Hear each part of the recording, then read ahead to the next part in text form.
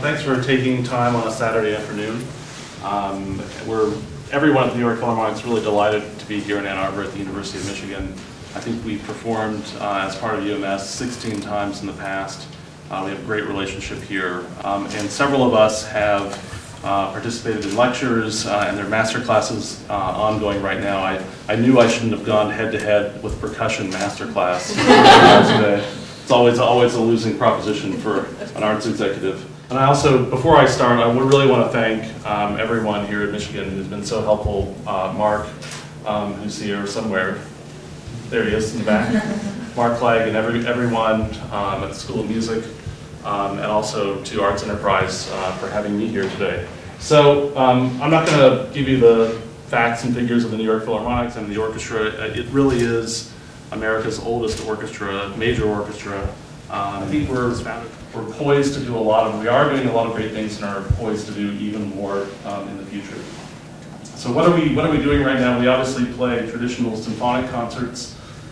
We do roughly 30 weeks of subscription classical concerts every year. We do a lot of what we call non-subscription concerts. So when the orchestra gets back, we're actually doing 5 performances of a semi-staged version of Rodgers and Hammerstein's Carousel. We have a ever sort of broadening or expanding sort of palette of concerts that we're looking to do. So we are obviously rooted in the classical tradition, the classical symphonic tradition, but the orchestra is incredibly versatile, and so we're looking at all the ways we can really show their virtuosity in different types of music. So how did I get here? John told you a little bit about my background, but I'll give you the Reader's Digest version, and I don't mention this just because it gives me pleasure to walk through my resume, but just to have a conversation with you about the different paths to get to a position like this. I did all the things that you do when you're a young musician and did my darndest not to go to class as much as possible. I tried to practice as much as I could and tried to really stay focused on really being a performance major. I don't recommend that path in terms of not going to your classes, by the way. Certainly wouldn't skip music college. Absolutely. I say that not to make light of it, actually, because I would actually tell you that going back, I would really do things differently now, especially doing what I do now versus being a musician.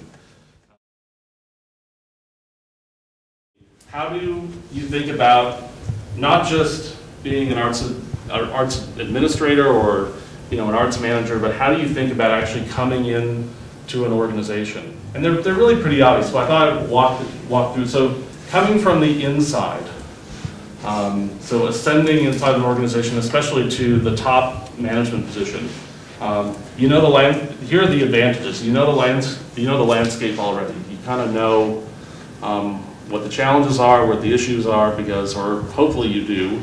If you've been paying attention, you know who the key players are. So you know the key people in the orchestra, the key people on staff, the key people on the board, major donors. You have a sense of who those people are, so you're not learning a whole new cast of characters really at a crisis point.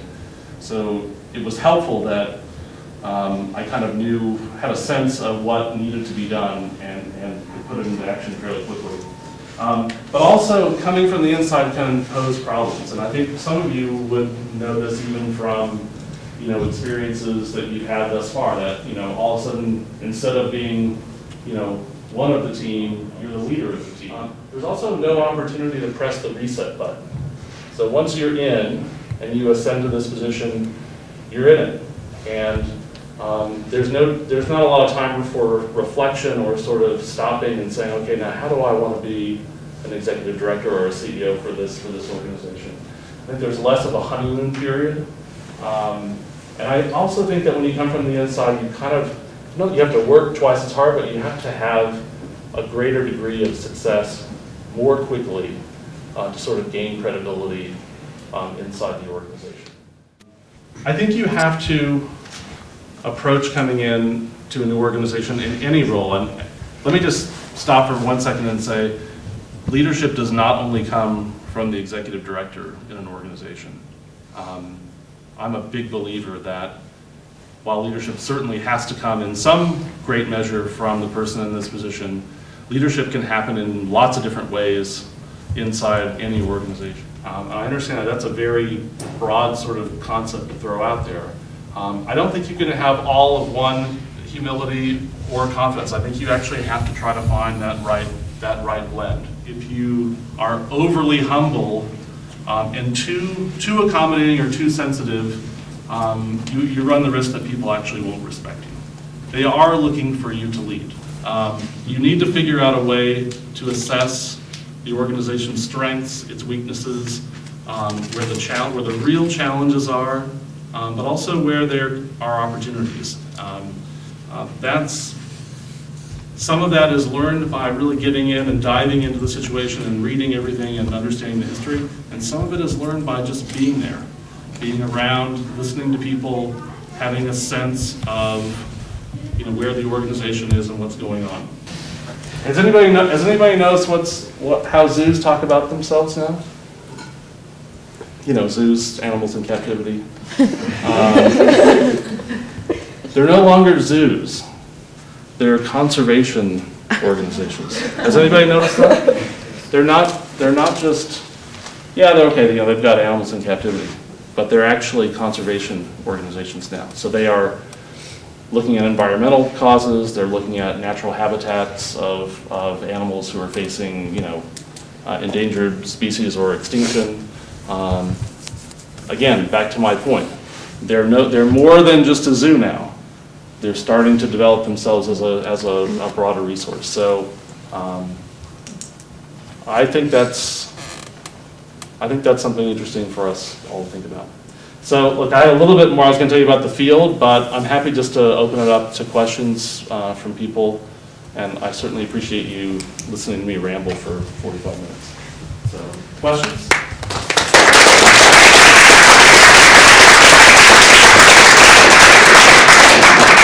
So my question for you is, if my D recall saying we're looking to overhaul our conservatory program, make it fit the current landscape better, what would you say?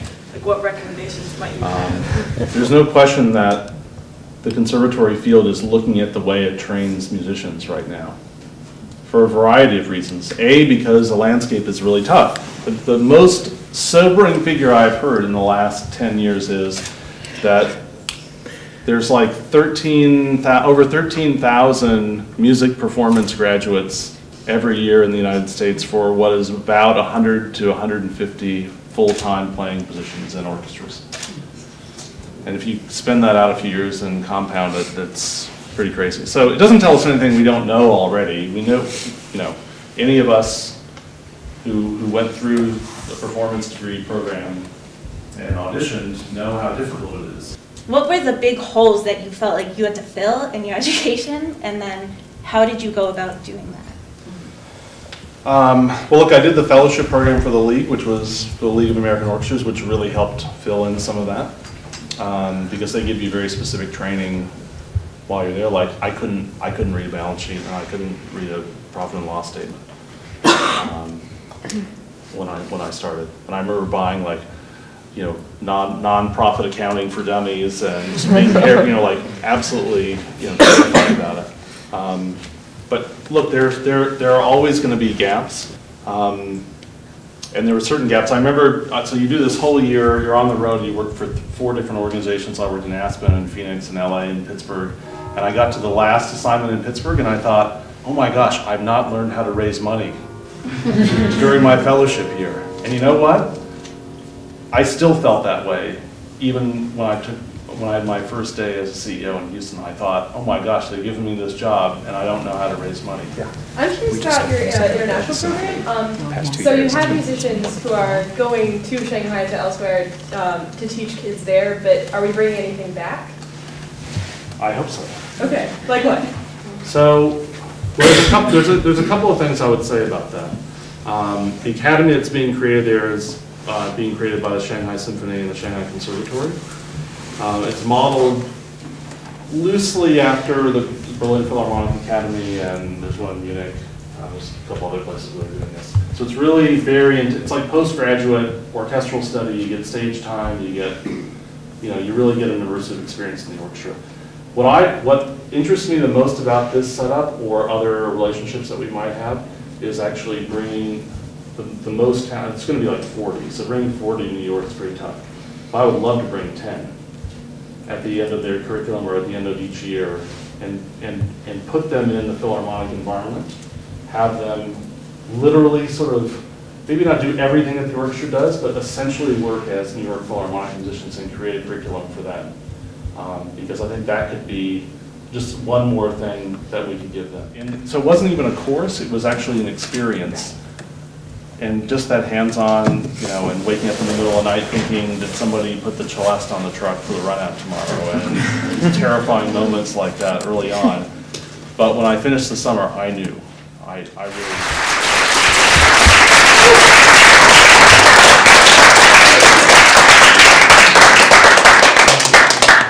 Refreshments out on the side if you guys are hungry or anything. So. Refreshments. You talk to Sophie or Don And getting involved. a couple of us all around who are interested in arts enterprise.